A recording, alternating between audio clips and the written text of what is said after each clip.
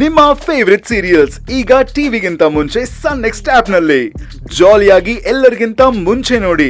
ಈಗಲೇ ಸನ್ next app download ಮಾಡಿ ಮತ್ತು ಸಬ್ಸ್ಕ್ರೈಬ್ ಮಾಡ್ಕೊಳ್ಳಿ. ಅರ್ಜುನ್ ಸರ್, ಅರ್ಜುನ್ ಸರ್,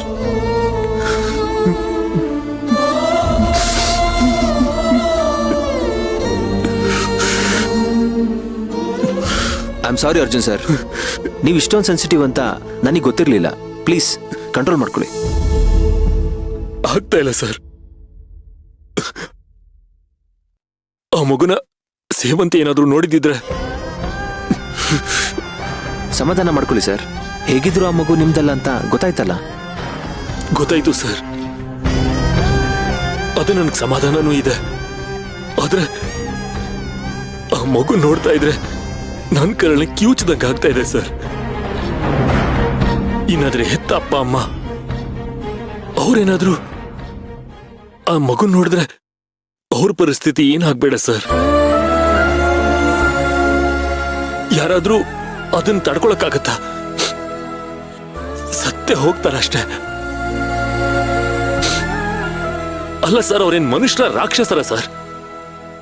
ಅಷ್ಟು ಮುದ್ದಾಗಿರೋ ಮಗುದು ಕಣ್ ಕಿತ್ತಿದಾರಲ್ಲ ಸರ್, ಅವ್ರಿಗೆ ಮನ್ಸಾದ್ರೂ ಹೇಗ್ ಬರುತ್ತೆ?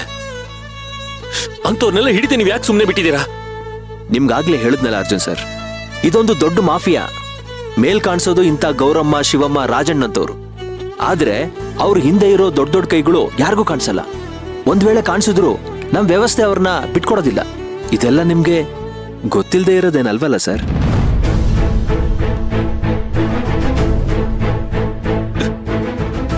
ಸರ್, ನಮ್ಮ ಮಗುನು ಏನಾದ್ರೂ ಇಂಥವ್ರ ಕೈಗೆ ಸಿಕ್ಕಾಕೊಂಡ್ಬಿಟ್ರೆ, ನನ್ ಕಂದಮ್ಮನ್ನು ಹೀಗೆ ಕುರುಡನ್ನು ಕುಂಟನ್ನು ಮಾಡ್ಬಿಟ್ರೆ ಏನ್ ಗತಿ ಸರ್? ಅಯ್ಯೋ, ನನ್ನ ಕೈಯೆಲ್ಲ ನಡುಗ್ತಾ ಇದೆ, ತುಂಬಾ ಭಯ ಆಗ್ತಿದೆ. ಧೈರ್ಯ ಕಳ್ಕೋಬೇಡಿ ಸರ್. ಈ ಭಿಕ್ಷೆ ಬೇಡೋರ್ನೆಲ್ಲ ಜೊತೆಗೆ ಅವರೇ ನನಗೆ ಪರಿಹಾರನೂ ಹೇಳಿದ್ರಲ್ಲ. ಏನದು? ನಾವಿಬ್ರು ಭಿಕ್ಷೆ ಬೇಡ್ಬೇಕಂತೆ. ಹಾಗೆ ಭಿಕ್ಷೆ ಬೇಡಿ ಬಂದಿರೋ ದುಡ್ಡಲ್ಲಿ ಬಡವರಿಗೆ ದಾನ ಧರ್ಮ ಮಾಡ್ಬೇಕಂತೆ. ನಗು ತಡ್ಕೊಳಕ್ಕೆ ಆಗ್ತಿಲ್ಲ.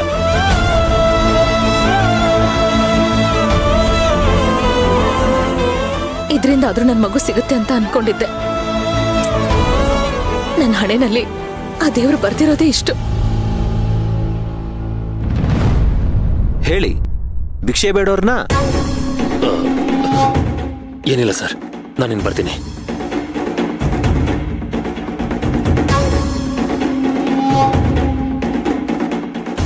ಸಾರಿ ಸರ್, ನೀವು ಆಗ್ಲೇ ಹೇಳಿದಾಗೆ ಈ ಮಗು ಫೋಟೋನ ನಿಮ್ಗೆ ವಾಟ್ಸಪ್ ಮಾಡಿದ್ರೆ ನೀವು ಇಷ್ಟು ದೂರ ಬರೋ ತೊಂದರೆನೇ ಇರ್ತಿರ್ಲಿಲ್ಲ. ಇಲ್ಲ ಸರ್, ನಾನಿಲ್ಲಿಗೆ ಬಂದಿದ್ದು ಒಂದು ರೀತಿ ಒಳ್ಳೇದೇ ಆಯ್ತು. ಒಂದಿಷ್ಟು ಇನ್ಫಾರ್ಮೇಶನ್ ಸಿಕ್ಕದಾಗಾಯ್ತು ಸರ್. ನನ್ನ ಹೆಂಡತಿಗೆ ಯಾರು ಗುರುಜಿ ಹೇಳಿದ್ರಂತೆ, ನಿಮ್ ಮಗು ನಿಮಗೆ ಸಿಗಬೇಕು ಅಂದ್ರೆ ನೀವು ಭಿಕ್ಷೆ ಬೇಡಬೇಕು, ಆ ಭಿಕ್ಷೆ ಬೇಡಿ ದುಡ್ಡಲ್ಲಿ ದಾನ ಧರ್ಮ ಮಾಡಬೇಕು ಅಂತ. ಆಗದನ್ನ ಮೂಢನಂಬಿಕೆ, ಬುಲ್ಶಿಟ್ ಅಂತ ಅನ್ಕೊಂಡು ಬೈದು ಬಂದಿದ್ದೆ.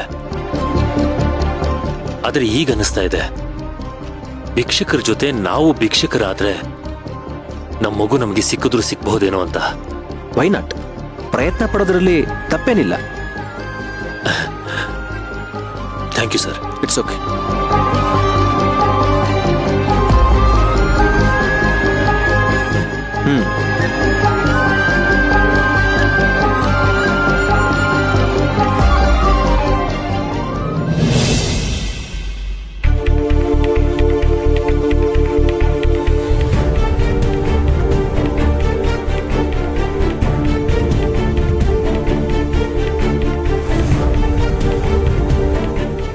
ಇವತ್ತು ಪಲಾವಲ್ಲಿ ಮಸಾಲೆ ಸ್ವಲ್ಪ ಕಮ್ಮಿ ಆಗಿದೆ. ಆದ್ರೂ ಪರವಾಗಿಲ್ಲ, ಇನ್ನೊಂಚೂರು ಬಡ್ಸೆ.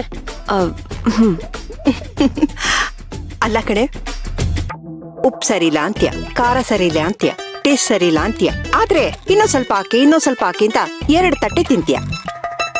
ಅಮ್ಮ, ಅಡಿಗೆ ಮಾಡುವಾಗ ಚೂರು ಹೆಚ್ಚು ಕಮ್ಮಿ ಆಗುತ್ತೆ, ಹಾಗಂತ ತಿಂದೇ ಇರಕ್ಕಾಗತ್ತೇನಮ್ಮ? ತಿಂದಿಲ್ಲ ಅಂದ್ಮೇಲೆ ಶಕ್ತಿ ಬರೋದಿಲ್ಲ. ಹೌದೌದಮ್ಮ, ಚೆನ್ನಾಗಿ ತಿನ್ಬೇಕು.